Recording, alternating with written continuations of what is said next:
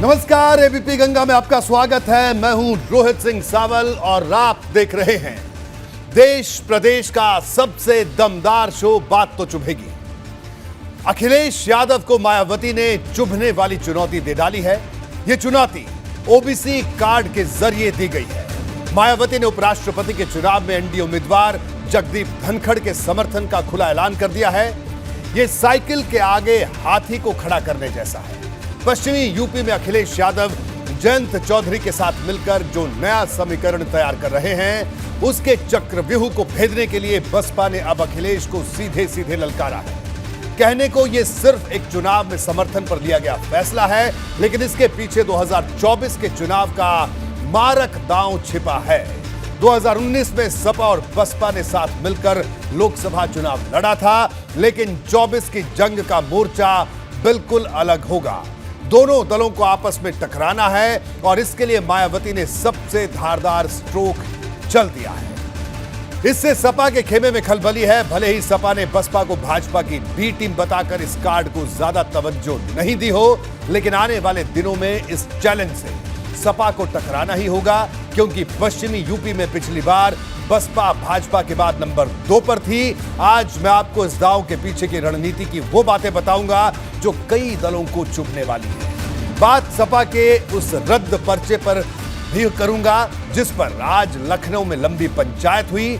सियासत की हर बड़ी खबर के संपूर्ण विश्लेषण के लिए बने रहिए मेरे साथ और देखते रहिए बात तो चुभेगी।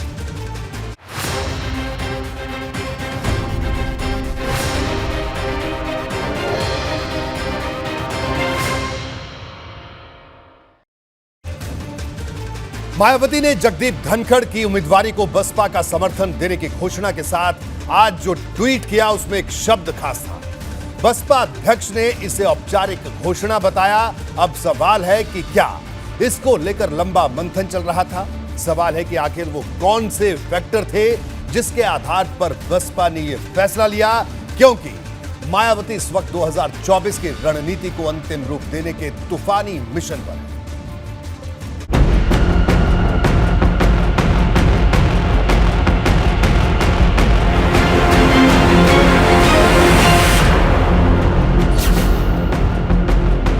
यूपी की राजनीति में नीला दांव,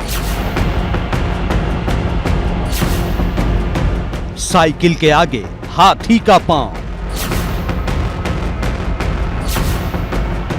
उपराष्ट्रपति चुनाव की बिसात पर बसपा की बड़ी चाल। एनडीए के धनखड़ को मायावती का डबल समर्थन।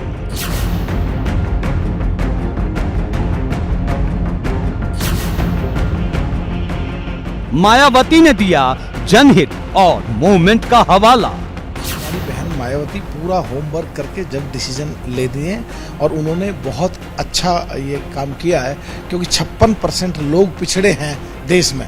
ये जाट कैंडिडेट है जो पिछड़े समाज से आता है, और ये जाट हैं, गुजर हैं, यादव हैं, पाल, सैनी, कश्यप, सोनाल, लोहार, कुमार, तमाम 56% ये लोग हैं। सपा का दावा ईडी के डर ने मजबूर कर डाला। दिख रहा है कि बहुजन समाज पार्टी हर कदम पर भाजपा की मदद कर रही है, उसके निर्णय की हाँ में हाँ मिला रही है। क्यों मिला रही है? कोई राजनीतिक मजबूरी है, कोई व्यक्तिगत परेशानी है, कोई और बात है, ये तो बसपा के लोग ही बता पाएंगे, क्योंकि इस समय देश में ईडी और उसका भी काफ़ी प्रकोप है। बहन जी को भाजपा का धन्यवाद संदेश। भाजपा गठबंधन के प्रत्याशी जगदीप धनखड़ जी का उन्होंने समर्थन किया, उसके लिए धन्यवाद करते हैं। बहन जी का बहुत बहुत आभार प्रकट करता हूं। धनखड़ जी को जिस ढंग से उन्होंने अपना समर्थन दिया, मैं बहुत बहुत आभार प्रकट करता हूं। बसपा की हाथी चाल, सपा का चेहरा लाल।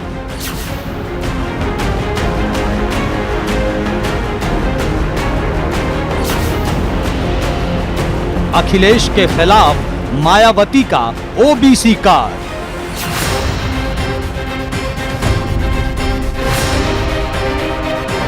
बात तो चुभेगी।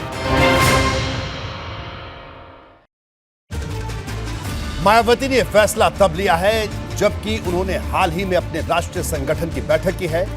कई राज्यों के बसपा नेताओं के साथ आमने सामने की बैठक की है। इस मीटिंग में उन राज्यों के भी पार्टी नेता थे जहां जाट वोटरों की तादाद खासी अहम है। तो क्या मायावती के इस दांव के पीछे यूपी के साथ ही बसपा की राष्ट्रीय रणनीति की जरूरतें भी हैं? वजह जो भी हो, लेकिन इसने लखनऊ से दिल्ली तक हलचल पैदा कर दी।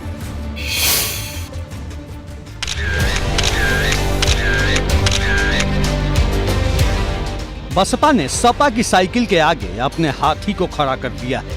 हाथी मतलब मायावती का सोचा समझा ओबीसी कार्ड। ओबीसी मतलब यूपी का सबसे बड़ा वोट बैंक। उपराष्ट्रपति चुनाव में एनडीए उम्मीदवार जगदीप धनखड़ के समर्थन को लेकर मायावती ने ट्वीट किया।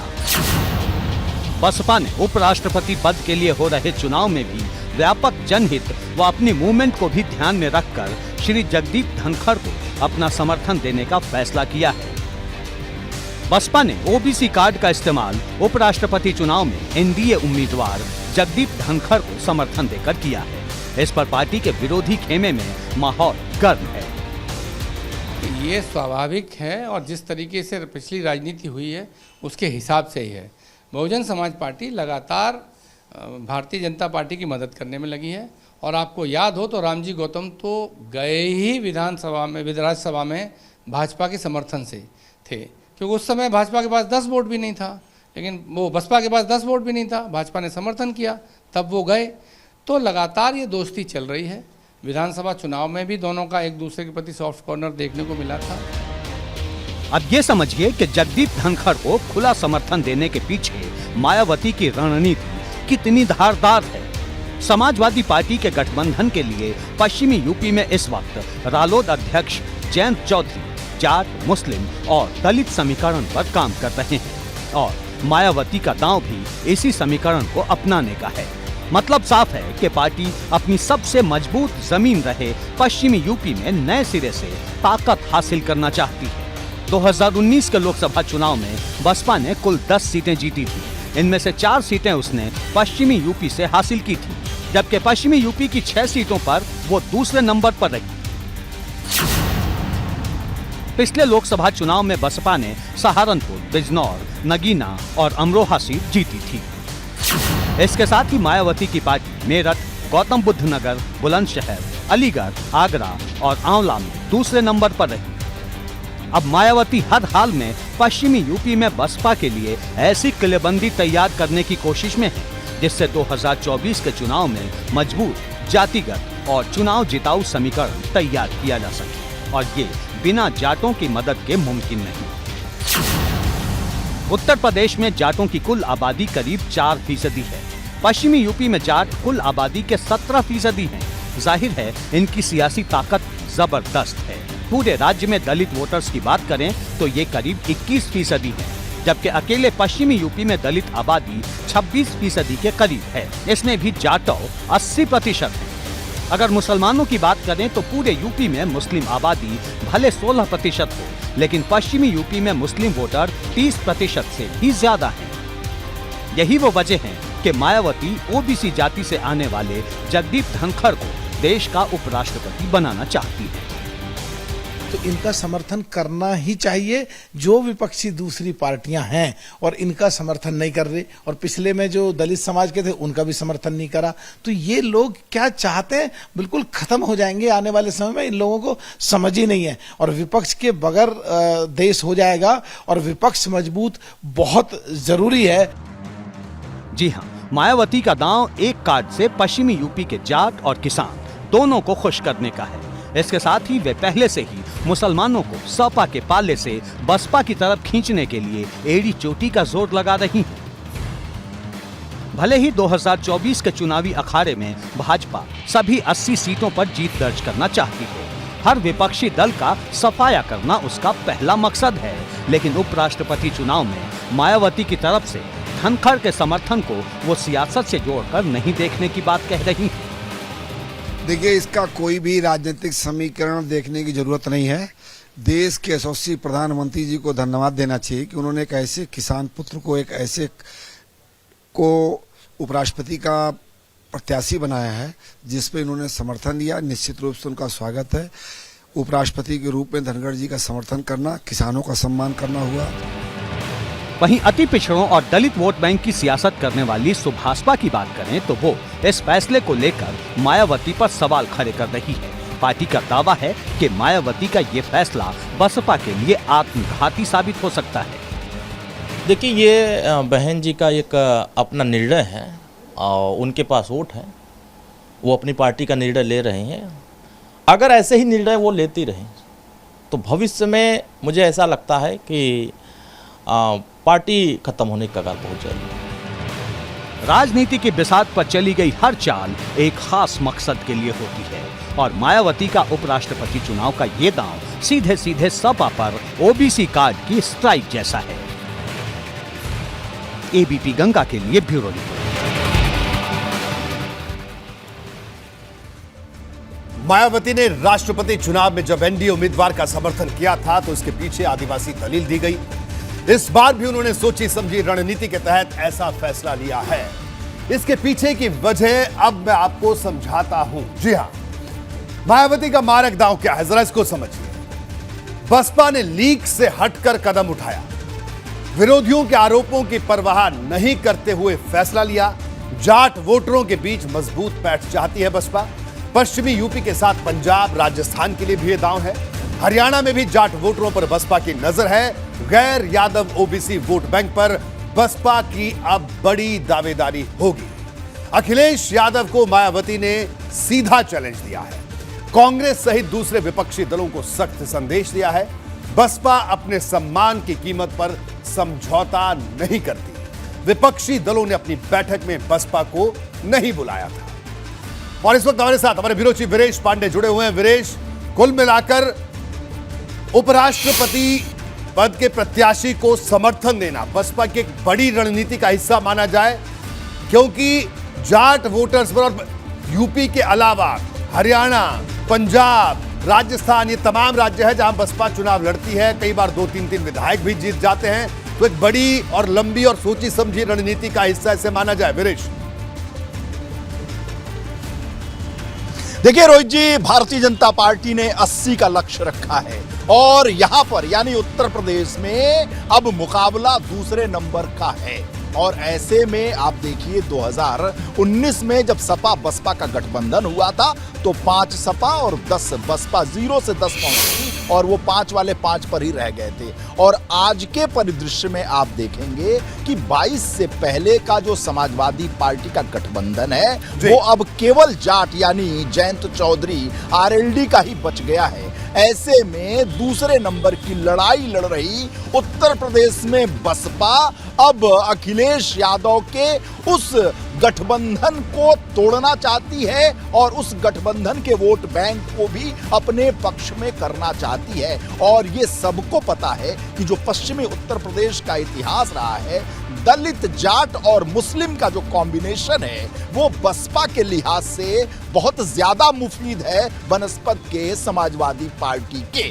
और इस बार 2022 में भी ये सिद्ध हो गया, जब माना यह जा रहा था कि पश्चिमी उत्तर प्रदेश में जो कॉम्बिनेशन है मुस्लिम, जाट और यादव पलट जाएगा और सारे फेज जो है वो समाजवादी पार्टी के पक्ष में जाएंगे। लेकिन निर्णय जो हुआ, निर्णायक रूप से जो फैसले हुए, जो मतदाताओं ने अपना मत दिया, उससे साफ हो गया। और उसके बाद से 22 के रिजल्ट के बाद से यूपी की सियासत में बहुत बदलाव देखने को मिला। और वो बदलाव जो है उसी के मद्देनजर बसपा की जो अध्यक्षा हैं वो अपनी गोटियां लगा रही हैं, सेट कर रही हैं और दूसरे नंबर की लड़ाई है। लक्ष्य जो है 80 को भेदने के लिए 10 बच जाए, ये बसपा कोशिश कर रही है। ऐसे में भारतीय जनता पार्टी, मोदी अमित शाह की भारतीय जनता पार्टी जो लगातार लक्ष्य 80 के लिए प्रयासरत है और 22 के रिजल्ट के दिन से ही प्रयासरत है, ऐसे में सपा और बसपा की आपस की लड़ाई है,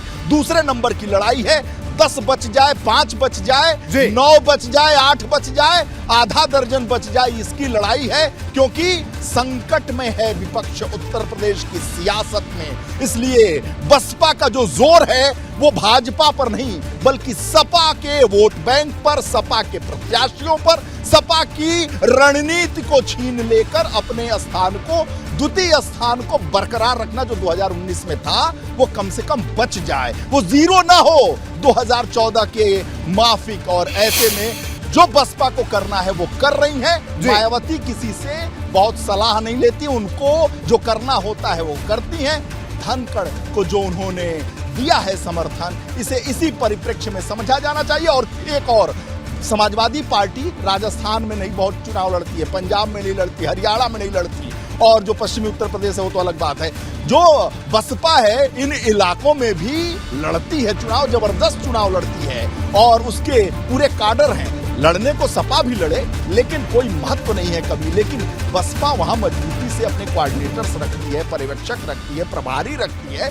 इसलिए जो जाट लैंड है उसे प्रभावित करने के लिए, जो पिछड़े वोट बैंक को प्रभावित करने, मार्गरेट अल्वा का समर्थन देना कहीं से भी राजनैतिक दृष्टि से कहीं से मुफीद नहीं है बसपा के लिए या यूपी की सियासत करने वाली किसी भी पार्टी के लिए। तो बहन जी कोई घाटे का सौदा क्यों करेंगी, क्यों मार्गरेट अल्वा को समर्थन देंगी, जगदीप धनखड़ को देंगी?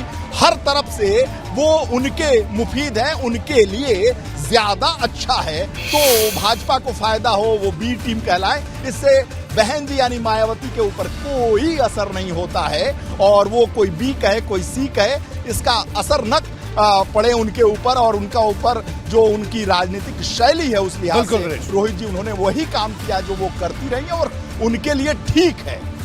बिल्कुल, तो एक बड़ी रणनीति का हिस्सा वीरेश, बहुत बहुत शुक्रिया इस पूरी चर्चा में शामिल होने के लिए। वीरेश पांडे हमारे साथ मौजूद थे जिन्होंने बताया कि किस तरह से बसपा ने एक बड़ा दांव खेलने की कोशिश की है ताकि 24 में इसका लाभ किसी ना किसी तरीके से उठाया जा सके।